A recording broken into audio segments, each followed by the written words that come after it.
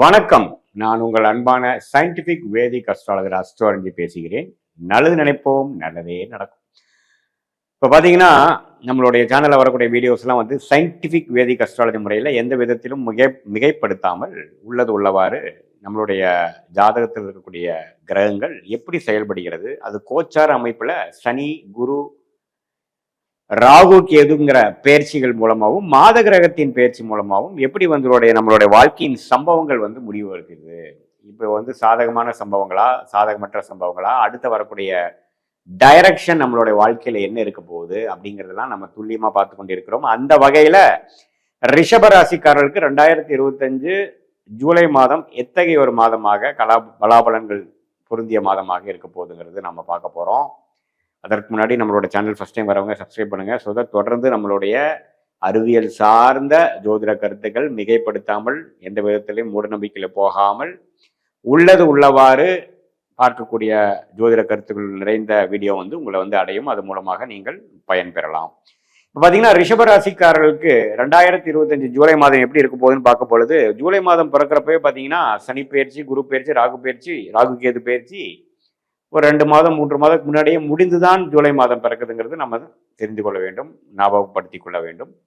So அந்த அமைப்புல ராகு பார்த்தீங்கன்னா ரிஷபராசிக்காரர்களுக்கு 10ஆம் இடத்திலும், கேது 4ஆம் இடத்திலும், சனி 11ஆம் இடத்திலும், குரு வந்து 2ஆம் இடத்திலும் இருக்கிறது. அருமையான ஆண்டு கிரகத்தின் அமைப்பு. ஸோ இந்த 4 கிரகத்தின் அமைப்பு வந்து நம்ம சாதகமாக ரிஷபராசிக்காரர்கள் இருக்குதுங்கிறது நீங்க தெரிஞ்சுக்கணும்.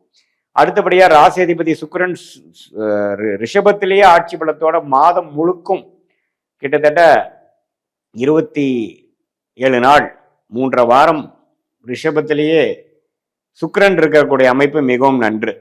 ஸோ அது ஒரு அழகான ஒரு அருமையான அமைப்பு. ராசி அதிபதியே ராசியில் இருக்கும் பொழுது நமக்கு வேணுங்கிற விஷயங்கள்லாம் தெளிவாக செஞ்சுப்போம், சாதகமாக பண்ணிப்போம், ஜெயிக்கக்கூடிய அமைப்புகள் எல்லாமே கொடுக்கும். வீடு, வண்டி, வாகனம், கல்யாணம் விஷயங்கள், பெண்கள் விஷயங்கள், நகை, ஆடம்பர ஆபரணங்கள்லாம் கொஞ்சம் வாங்குறது, அது மாதிரி சுப விஷயங்கள் நடக்கக்கூடிய ஒரு அருமையான மாதமாக இருக்கிறது. 2ஆம் இடத்துல குரு, அவரோட 4ஆம் வீட்டு சூரியன் சேர்றது அருமை.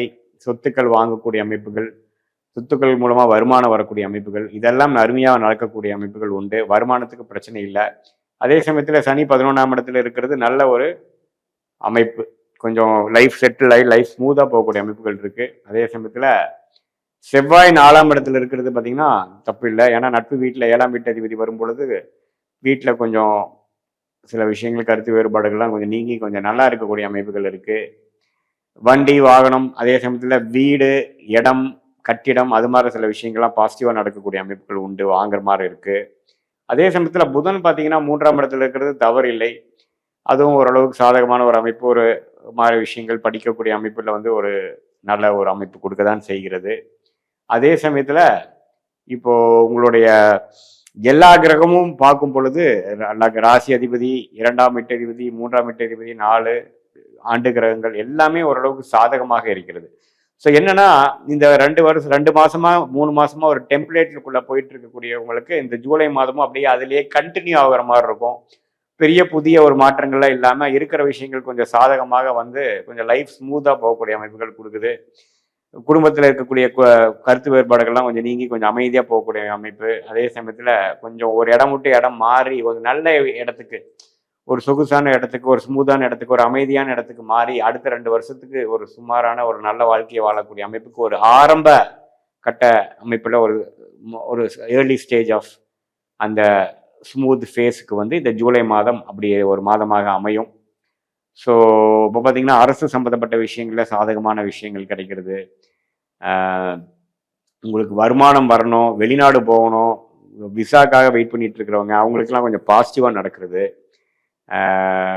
வரவேண்டிய சொத்து இவ்வளோ நம்மளால இருக்கிறதுலாம் வர்றது, வரவேண்டிய பணம் கொஞ்சம் கிடைக்கிறது, கடன் அடைவது, ஒரு எதையோ ஒன்று சுபகாரியங்கள் வந்து கடன் அடைஞ்சிருச்சுடா சாமி, உண்மையில் நமக்கு கமிட்மெண்ட் கொஞ்சம் கம்மியாயிருச்சுங்கிற மாதிரி ஒரு பெருமூச்சு கொடுக்கக்கூடிய ஒரு அருமையான அமைப்பு இந்த ரிஷபராசிக்காரர்களுக்கு கண்டிப்பாக இந்த ஜூலை மாதம் குறிப்பாக சொல்லணும்னா இந்த முதல் 3 வாரமே நீடித்து நல்லாவே இருக்குங்க. ஸோ இது மூலமாக சொத்துக்கள் வாங்குறது, சில விஷயங்கள் சாதிச்சுக்கிறது கரியரில், அதே மாதிரி ஒரு பார்ட்னர்ஷிப், அது மாதிரி விஷயத்தில் ஒரு புதிய தொடர்பு வர்றது, எல்லாத்துக்குமே ஒரு சாதகமாக இருக்குது. இதே சீனியர் சிட்டிசன்ஸ் பார்த்தீங்கன்னா இதுவரை கொஞ்சம் ஹெல்த் இஷ்யூஸு, பிரச்சனைகள், குடும்பத்தில் கொஞ்சம் நிம்மதி இல்லாமல் சொத்து பிரச்சனை அதெல்லாம் போயிட்டு இருக்கிறவங்களுக்கு இப்போ கொஞ்சம் நிம்மதி பெருமூச்சு வர மாதிரி ஒரு நல்ல அமைப்பு கொடுக்கும். பிஸ்னஸ் செட்டில் ஆகும், கடன்கள் குறையும், அவங்களுக்கு குழந்தைங்களுக்கு செய்ய வேண்டியதெல்லாம் கொஞ்சம் சிறப்பாக செஞ்சு குழந்தைங்களோட உறவும் கொஞ்சம் அனுகூலமாக வரக்கூடிய அமைப்புகள் எல்லாமே வந்து ரிஷபராசிக்காரர்களுக்கு இருக்கு. நீங்கள் இது என்ன தெரிஞ்சுக்கணுன்னா, இது வந்து ஒரு ஒரு பொதுவான ஒரு கோச்சார அமைப்பு மூலமாக டிரான்சிட் அஸ்ட்ராலஜி என்று சொல்லப்படுகிற ஆண்டு கிரகம் மாத கிரகத்து மூலமாக இது மாதிரி ஒரு அமைப்பை வந்து நம்ம மாத கிரகத்தை வைத்தும் ஆண்டு கிரகத்தை வைத்தும் பார்க்குறோம்.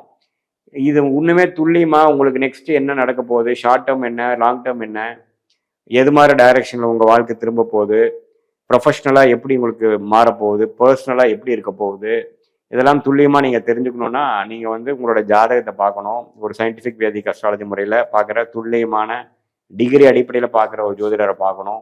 அது மூலமாக இந்த கோச்சாரை நான் சொன்ன இந்த சனி பயிற்சி, குரு பயிற்சி, ராகு கேது பயிற்சி மற்ற மாத கிரகத்தின் அமைப்பு வைத்து ரெண்டையும் சேர்த்து வைத்து பார்க்கும் பொழுது உங்களுடைய தசாபுக்திகள் எப்படி இருக்கிறது, உங்கள் லக்னம் என்ன, இதெல்லாம் வச்சு சேர்த்து பார்க்கும் பொழுது கண்டிப்பாக வந்து உண்மையுமே துல்லியமான ஒரு பலாபலன்கள் எடுக்கக்கூடிய அமைப்புகள் கட்டாயம் உண்டு.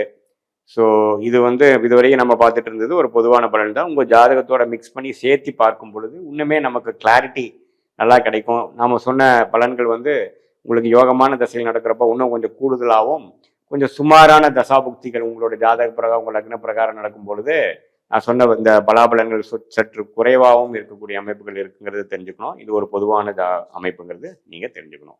மீண்டும் மற்றொரு காணொலியில் சந்திப்போம். நன்றி, வணக்கம்.